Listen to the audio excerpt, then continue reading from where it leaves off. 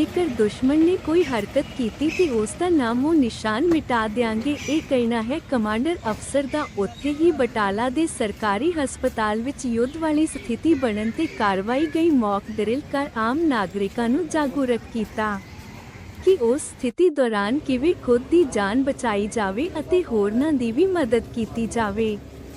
ਇਸ ਮੌਕੇ ਫੌਜ, NCC, fire brigade, civil defence ਤੋਂ ਇਲਾਵਾ ਹੋਰ ਵੀ ਕਈ ਮਹਿਕਮੇ ਮੌਜੂਦ ਰਹੇ। ਗੱਲਬਾਤ ਦੌਰਾਨ ਫੌਜ ਦੇ ਅਧਿਕਾਰੀ ਨੇ ਕਿਹਾ ਕਿ ਜੋ ਅੱਜ ਦੋ ਦੇਸ਼ਾਂ 'ਚ ਤਣਾਅ ਦੀ ਸਥਿਤੀ ਹੈ, ਜੇਕਰ ਉਸ ਦੌਰਾਨ ਕੋਈ ਖਤਰੇ ਵਾਲੇ ਹਾਲਾਤ ਹੁੰਦੇ ਹਨ ਤਾਂ ਲੋਕ ਕਿਵੇਂ ਉਸ ਖਤਰੇ ਤੋਂ ਬਚ ਸਕਦੇ ਹਨ, ਇਹੀ ਦੱਸਿਆ ਗਿਆ ਹੈ ਅਤੇ ਜਦਕਿ ਲੋਕਾਂ ਨੂੰ ਡਰਨ ਦੀ ਲੋੜ ਨਹੀਂ ਹੈ ਅਤੇ ਖਾਸ ਕਰ ਅਫਵਾਹਾਂ ਤੋਂ ਬਚਣ ਦੀ ਜ਼ਰੂਰਤ ਹੈ ਅਤੇ ਉਹਨਾਂ ਦਾ ਕਹਿਣਾ ਸੀ ਕਿ ਇਸ ਮੌਕ ਡਰਿਲ ਦਾ ਲੋਕਾਂ ਨੂੰ ਬਹੁਤ ਫਾਇਦਾ ਹੋਏਗਾ।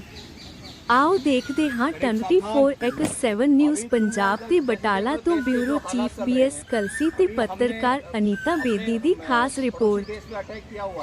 तो वो भी देश हमारे देश के ऊपर कोई एक्टिविटी कर सकते हैं, वहाँ से वो भी जैसे हमने उनके ऊपर अटैक किया है, हवाई अटैक किया है, तो वो भी हमारे देश के ऊपर क्या है, हवाई अटैक कर सकते हैं। तो हमने अपने जो आसपास के जो सिविलियंस हैं उनको फौज और एनसीसी का एक साझा यहाँ पर युद्ध अभ्यास जैसे चला के एक मॉक ड्रिल करके हमने ये दिखाना है कि जब तो अगर छोटा बम धमाका होगा, जो उसके स्प्लेंडर आएंगे तो हमारे को क्या है, एडी को टकराएंगे।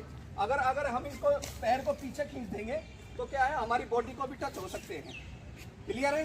तो हमने अपने शरीर को खा के भी इस प्रकार करना है और धमाका जब तक खत्म ना हो जाए हमने आड़ पकड़ के रहना है। ओके, खड़ा हो। इसके बाद जब भीड़ भाड़ वाले इलाके के अंदर विश्राम हो जाओ किसी भी, तो हमारे को इससे ये देखने को मिला कि जब भी हमारे दाएं बाएं इलाके के अंदर अगर कोई ब्लास्ट होता है तो सबसे पहले हमने अपने शरीर के खाके को छोटा करना है और जमीन के ऊपर लेट जाना है। क्लियर है? ओके। अगर किसी भीड़ भाड़ वाले इलाके के अंदर अगर राइफल का फायर होता है तो तीतर भीतर ना जाके हमने अपनी आड़ पकड़ना है। जैसे अगर आके होटल ताज के अंदर, रेलवे स्टेशन के अंदर जैसे उग्रवादियों ने आके AK-47 से भगदड़ मचा दी थी, तो उस टाइम क्या है, किसी को कोई आइडिया नहीं था, सब बाहर निकल के उनको देखना चाह रही थी कि क्या हुआ, और जो बाहर आ रहा था उसी को शूट कर दिया जा रहा था, वही मरता जा रहा था। इसलिए हमने क्या करना, अगर ऐसे हालात देश के अंदर आ जाते हैं, भीड़ भाड़ वाले इलाके में अगर कोई आतंकवादी आके फायर करता है तो हमने क्या करना है कि शरीर का छोटा खाका करके और जाके आड़ पकड़ना है। क्लियर है? ओके। अभी जैसे ये एनसीसी के 2 जवान हैं और यहाँ पर अगर किसी उग्रवादी के जरिए आके फायरिंग करना शुरू कर दिया तो इन्हें दोनों अभी अब डेमो देंगे, अपना शरीर का छोटा खाका करेंगे और आड़ पकड़ेंगे। जैसे अभी वो पेड़ है, इस तरफ से अगर फायर आ रहा है तो ये सबसे पहले जाके अपने आड़ पकड़ेंगे पेड़ के पास, तो तुमने छोटा खाका करना शरीर का और भाग के वहाँ पर आड़ पकड़ना है। ठीक है? ओके। नीचे शरीर का खाका छोटा करना है। ओके, वहाँ पर जाके अभी आड़ पकड़ना आपने। ठीक है? ओके। अलग अलग, वो एक पेड़ के पास, वो एक पेड़ के पास। ठीक है? ओके, गो।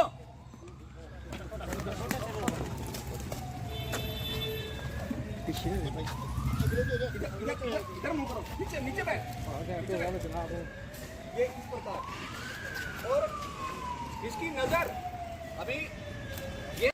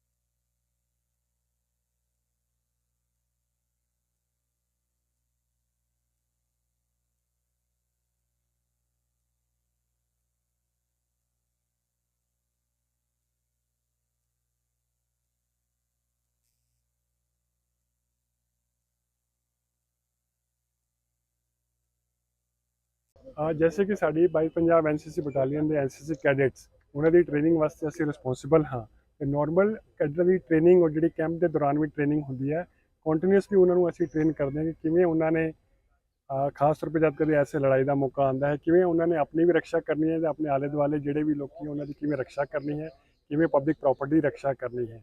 ਅੱਜ ਦੀ ਜਿਹੜੀ ਖਾਸ ਸਾਡੇ ਮੌਕ ਡਰਿਲ ਦੀ ਪ੍ਰੈਕਟਿਸ ਹੋਈ ਹੈ ਉਹਦੇ ਵਿੱਚ ਬੇਸਿਕਲੀ ਕੈਜੂਅਲਟੀ ਇਵੈਕੂਏਸ਼ਨ ਵੱਡੇ ਸਕੇਲ 'ਤੇ ਅਗਰ ਕੈਜੂਅਲਟੀ ਹੋ ਜਾਂਦੀ ਹੈ ਕਿਵੇਂ ਉਹਨਾਂ ਨੂੰ ਇਵੈਕੂਏਟ ਕਰਨਾ ਹੈ, ਹਸਪੀਟਲ ਜਾ ਕੇ ਕਿਵੇਂ ਸਾਡੇ ਕੈਡਿਟ ਹੈਲਪ ਕਰ ਸਕਦੇ ਹੈ, ਪੁਲਿਸ ਡਿਪਾਰਟਮੈਂਟ ਨੂੰ ਜਾਂ ਫਾਇਰ ਬ੍ਰਿਗੇਡ ਜਾਂ ਫਾਇਰ ਪੁਲਿਸ ਵਾਲੀ ਜਿਹੜੀ ਡਿਪਾਰਟਮੈਂਟ ਹੈ ਉਹਨਾਂ ਦੀ ਕਿਵੇਂ ਹੈਲਪ ਕਰ ਸਕਦੇ ਹੈ।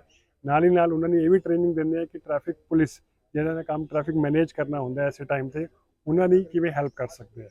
ਨਾਲ ਹੀ ਨਾਲ ਕੈਡਰਾਂ ਨੂੰ ਅਸੀਂ ਇਹ ਵੀ ਸਿਖਾਈਦਾ ਹੈ ਕਿ ਇਸ ਟਾਈਮ 'ਤੇ ਕਾਫੀ ਤਰ੍ਹਾਂ ਦੀ ਅਫਵਾਹਾਂ ਰਿਊਮਰਸ ਲੋਕੀ ਫੈਲਾਉਣ ਦੀ ਕੋਸ਼ਿਸ਼ ਕਰਦੇ ਹੈ तो ਉਹਨਾਂ ਨੇ ਕਿਵੇਂ ਕੰਟਰੋਲ ਕਰਨਾ ਹੈ ਔਰ ਲੋਕਾਂ ਨੂੰ ਜਾਗਰੂਕ ਕਰਨਾ ਹੈ ਕਿ ਅਸਲ ਪੋਜੀਸ਼ਨ ਕੀ ਹੈ। ਜਿਸ ਤਰੀਕੇ ਨਾਲ ਅੱਜ ਅਭਿਆਸ ਕੀਤਾ ਗਿਆ ਇਸ ਅਭਿਆਸ ਦੇ ਤੁਸੀਂ ਫਾਇਦੇ ਗਿਣਵਾਏ ਜੇਕਰ ਯੁੱਧ ਲੱਗਦਾ ਹੈ ਤੇ ਜਿਹੜੇ ਕੈਡਿਟਸ ਨੇ ਜਾਂ ਸਿਵਲ ਡਿਫੈਂਸ ਆ ਜਾਂ ਫਾਇਰ ਬ੍ਰਿਗੇਡ ਆ ਕੀ ਲੱਗਦਾ ਕਿੰਨਾ ਕੁ ਲਾਹੇਵੰਦ ਹੋ ਸਕਦਾ ਹੈ ਮੌਕ ਡਰਿਲ? ਇਹ ਮੌਕ ਡਰਿਲ ਬੜਾ ਯੂਸਫੁਲ ਹੈਗਾ ਕਿਉਂਕਿ ਖਾਸ ਤੌਰ 'ਤੇ ਸਾਡੇ ਜਿਹੜੇ ਕੈਡਿਟ ਹੈ ਸੀਨੀਅਰ ਡਿਵੀਜ਼ਨ ਦੇ ਸੀਨੀਅਰ ਵਿੰਗ ਦੇ ਕਾਲਜਾਂ ਦੇ ਬੱਚੇ ਹੈਗੇ ਜਾਂ 11th 12th ਦੇ ਬੱਚੇ ਹੈਗੇ ਉਹਨਾਂ ਨੂੰ ਸਪੈਸ਼ਲੀ ਟ੍ਰੇਨਿੰਗ ਇਸ ਤਰ੍ਹਾਂ ਦੀ ਦਿੱਤੀ ਜਾਂਦੀ ਹੈ। लेकिन आई विल रिक्वेस्ट कि जो उन्होंने स्कूल के टीचर या कॉलेज के प्रोफैसर है या उन्होंने पेरेंट्स भी कि ऐसे मौके पर मतलब बजाए कि किसी तरह का डाउट रखने तो या डरन तो बच्चों को भी मोटिवेट करिए कि उन्होंने जो भी रोल हैगा वो अपना आके निभान एंड सोसाइटी की और कंट्री की जी भी वो हेल्प कर सकते हैं करन। ਤੁਸੀਂ ਫੌਜ ਦੇ ਆਫੀਸਰ ਜੋ ਹਾਲਾਤ ਚੱਲਦੇ ਪਏ ਕਿੰਨਾ ਕੌਨਫੀਡੈਂਸ ਆ ਭਾਰਤੀ ਫੌਜ ਦੇ ਵਿੱਚ? नहीं सानू आपको 110% कॉन्फिडेंस है, सानू किसी का कोई डर नहीं है। ਸਾਡੇ ਅਸੀਂ ਪੂਰੀ ਕੈਪੇਬਿਲਿਟੀ ਸਾਡੇ ਕੋਲ ਹਰ ਤਰ੍ਹਾਂ ਦੀ ਹੈਗੀ ਹੈ ਐਂਡ ਜਦ ਵੀ ਟਾਈਮ ਆਏਗਾ ਜਿਹਦਾ ਜੋ ਵੀ ਰੋਲ ਹੈ ਬੜੀ ਅੱਛੀ ਤਰ੍ਹਾਂ ਕਰੇਗਾ। ਧੰਨਵਾਦ। ਪਰ ਇਹ ਚ ਰੈਸਕਿਊ ਮੈਥਡ ਹੁੰਦੇ ਆ ਜਿਹੜੇ ਈਜ਼ੀ ਹੁੰਦੇ ਆ, ਆਪਾਂ ਈਜ਼ੀ ਕੀਤੇ ਜਿੰਨੇ ਵੀ ਕੀਤੇ ਆ ਤਾਂ ਜੋ ਇਸ ਨੂੰ ਹਰ ਕੋਈ ਸਮਝ ਸਕੇ। ਮੈਥਡ ਤੇ ਜੋ ਵੀ ਸਾਡੇ ਕੋਲ ਮੌਕੇ ਦੇ ਸਮਾਨ ਆ ਉਸ ਅਨੁਸਾਰ ਉਹ ਕਰ ਸਕੇ।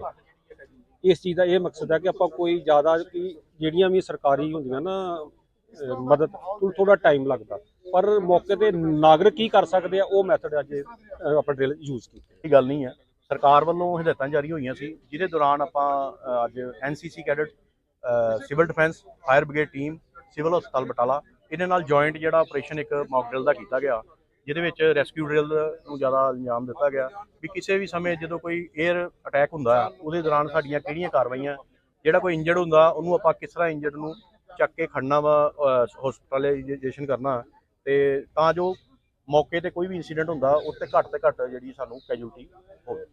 2002 ਤੋਂ ਮੈਂ ਸਿਵਲ ਡਿਫੈਂਸ ਦਾ ਮੈਂਬਰ ਹਾਂ ਔਰ ਸਿਵਲ ਡਿਫੈਂਸ ਦਾ ਨਾਲ ਮੈਂਬਰ ਹੋਣ ਦਾ ਵਜ੍ਹਾ ਸਿਰਫ ਇਹ ਹੀ ਸੀਗਾ ਵੀ ਇਹ ਤੇ ਸਾਡੀ ਜਿਹੜੀ ਕੁਦਰਤੀ ਖੇਤੀ ਜਾਂ ਹੋਰ ਸਾਡੇ ਘਰ ਦੇ ਕੰਮ ਅਲੱਗ ਆਪਣਾ ਇੱਕ ਵੱਖਰਾ ਵਿਸ਼ਾ ਆ, ਲੇਕਿਨ ਸਮਾਜਿਕ ਜ਼ਿੰਮੇਵਾਰੀਆਂ ਨੂੰ ਲੈਂਦਿਆਂ ਹੋਇਆਂ ਆਪਾਂ ਸਿਵਲ ਡਿਫੈਂਸ 'ਚ ਆਏ ਹਾਂ ਕਿਉਂਕਿ ਸਿਵਲ ਡਿਫੈਂਸ ਦਾ ਕੰਮ ਆ ਕਿ ਕੁਦਰਤੀ ਜਾਂ ਗੈਰ ਕੁਦਰਤੀ ਆਫਤ ਵੇਲੇ ਉਸ ਤੋਂ ਬਾਅਦ ਉਸ ਤੋਂ ਪਹਿਲਾਂ ਉਸ ਤੋਂ ਬਾਅਦ ਦੀ ਜਿਹੜੀ ਤਿਆਰੀਆਂ ਨੇ ਉਹਦੇ ਵਿੱਚ ਜਿਹੜਾ ਵਾ ਸਿਵਲ ਡਿਫੈਂਸ ਦਾ ਬੜਾ ਵੱਡਾ ਰੋਲ ਹੁੰਦਾ ਆ।